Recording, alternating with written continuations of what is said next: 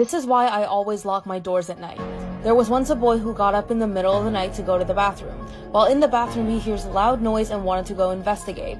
But then he started hearing what sounded like large objects being dragged across the hallway. Now feeling scared, he runs into the bedroom and hides under his sheets, hoping whoever it was would just ignore a sleeping child. The door creaks open, and a man with no eyes and no clothing is dragging his parents' bloodied bodies into the room.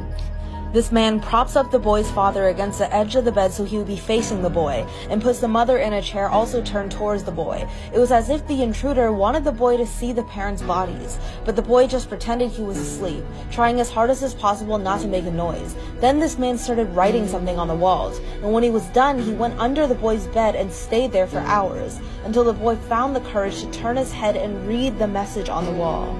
It said, "I know you're awake."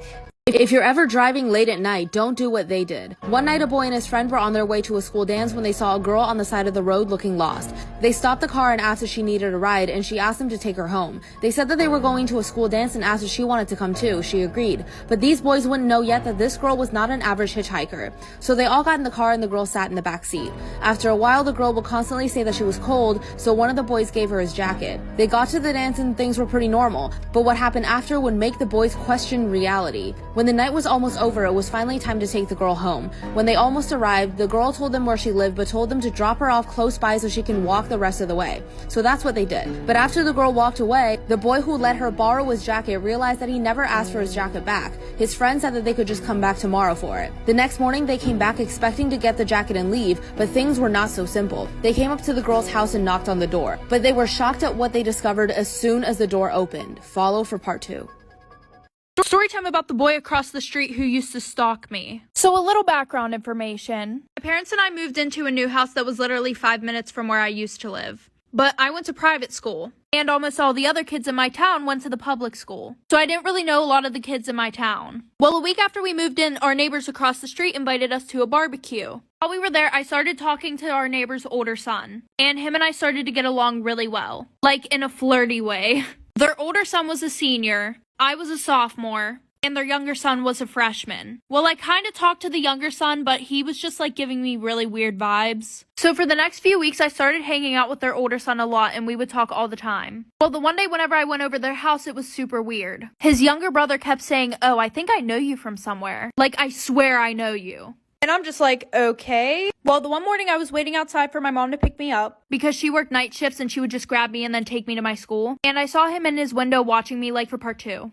Part 2 about the boy across the street who used to stalk me. So like I said, I saw him watching me outside his window, but I didn't want to overthink it, so I was just like, no, maybe he's looking at something else. Well, this all started a month after I moved in. Well, it started happening more frequently, so then I told his older brother. We're just gonna call the younger brother Mac. So he talked to Mac and then everything was fine for a week. Just a little information real quick. For the public school, the bus would arrive at 7:40. My private school started at 7 o'clock. So my mom would come and get me at 6:15 because my school was kind of far away. So like I said, it was a week later. Every morning that I would go outside to wait for my mom, Mac would be standing on his porch watching me. Oh, but it gets worse. So one night I was in my bedroom, right? And this is like some scary movie shit. I kept seeing something run past my window. My bedroom was on the first floor. So I told my dad about it and he put cameras outside. Well, Mac's older brother told me that Mac was always interested in my life. So me being a smart-ass bitch, I told his older brother that our cameras didn't work, like for part 3. Part 3 about the boy that lived across the street who used to stalk me. So like I said, I told his older brother that our cameras didn't work anymore, knowing that he would tell Mac. Because he had it in his head for some reason that Mac wasn't obsessed with me. And the reason why I told him our cameras didn't work was because Mac was watching while the cameras were being set up outside. And after that, everything stopped.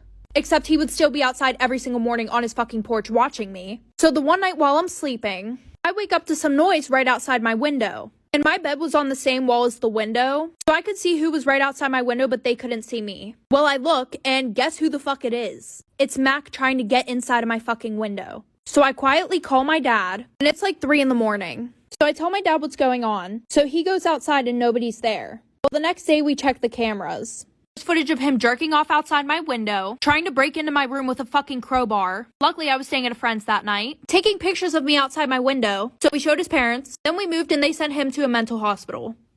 If you're ever driving late at night, don't do what they did. Two boys picked up a girl on the side of the road while they were on their way to a school dance. In the car, she kept saying that she was cold, so one of the boys gave her his jacket. But when the night ended and they were about to drop her off, the girl accidentally left with the jacket. So the boys said that they would just come back the next day to get it. But when they came back and knocked on her door, they discovered something that would make them question what is real and what isn't. An old woman opened the door and asked them who they were looking for. After talking to her for a while, it was revealed that the girl they found on the side of the road was her daughter. But the thing is, she had been dead for 12 years. She was killed in a car accident at the same street corner they first saw her. The old woman pointed to a cemetery down the road and said, "That's where we buried her." The boys didn't believe her at first. They'd spent the whole night with this girl, so they knew that she had to be real. But they went to the cemetery and saw the boy's jacket draped over a gravestone. And on the gravestone was the girl's name and the date of her death, exactly 12 years ago to the day.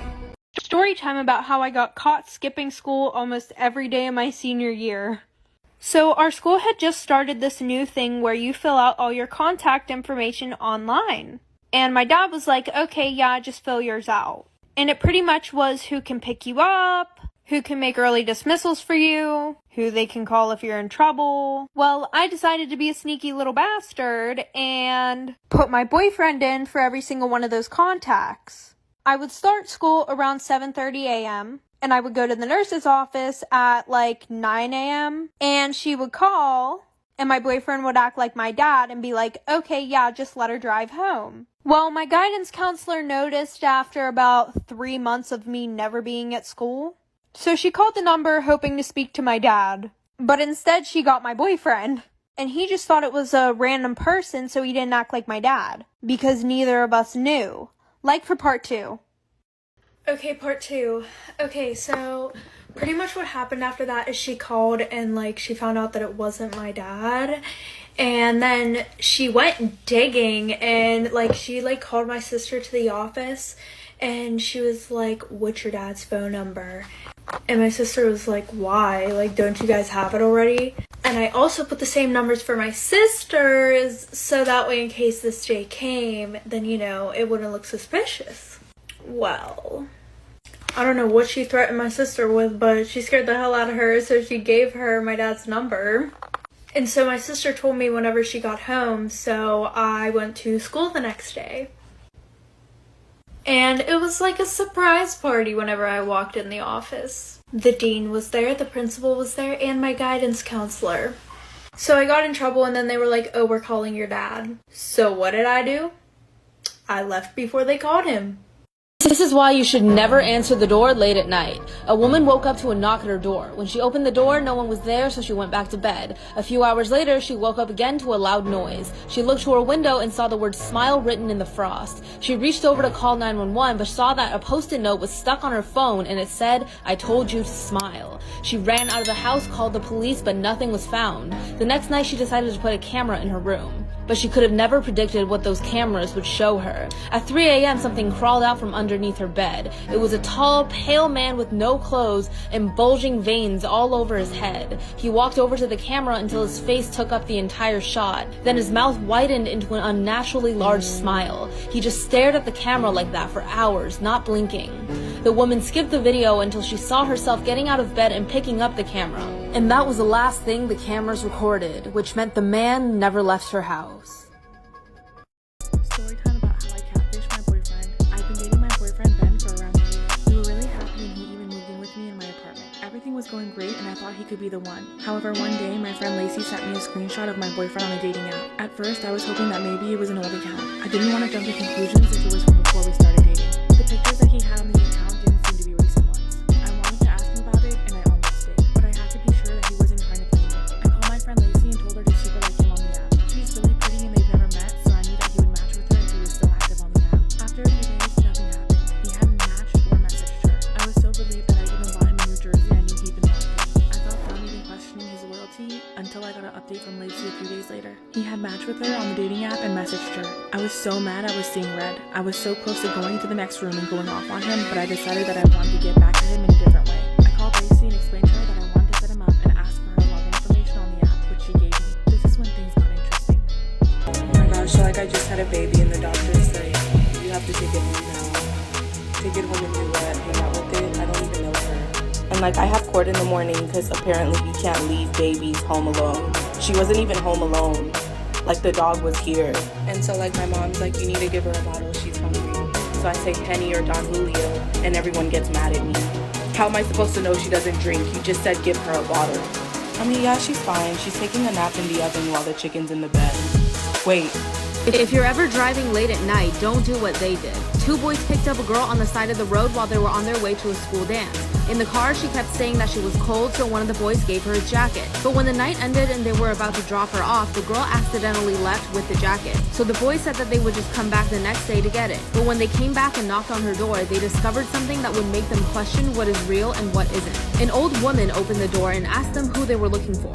After talking to her for a while, it was revealed that the girl they found on the side of the road was her daughter. But the thing is, she had been dead for 12 years. She was killed in a car accident at the same street corner they first saw her. The old woman pointed to a cemetery down the road and said, "That's where we buried her." The boys didn't believe her at first. They'd spent the whole night with this girl, so they knew that she had to be real. But they went to the cemetery and saw the boy's jacket draped over a gravestone.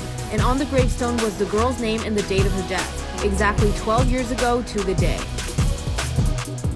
Hope you guys liked this video and found it helpful. If you did, make sure you give it a thumbs up and subscribe to this channel. It does help support us, and let's know what videos you guys want to see.